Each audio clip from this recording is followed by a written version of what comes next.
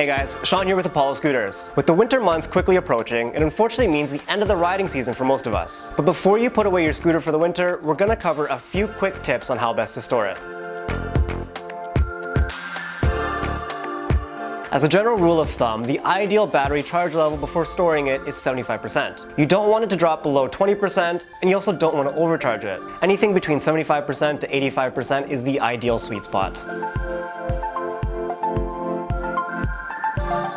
Now when you store your scooter for the winter, you also don't want to forget about it. We recommend checking in on it about once a month and ensuring the battery charge level is still around 75 to 85%. Now, as much fun as it might be, riding in the snow may allow humidity to enter the casing of the scooter, corroding the electrical parts. Repeated exposure to salt may also cause your frame to rust. However, if you do plan on riding your scooter in the snow, be sure to clean it thoroughly each time with a clean and damp cloth.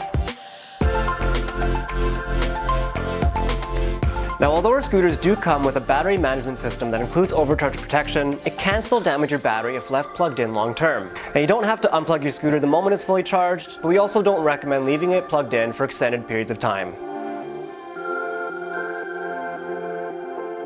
Last but not least, you're going to want to keep the bearings lubricated. Make sure to clean them first with a damp cloth and some WD-40, and then wipe off any excess lubricant.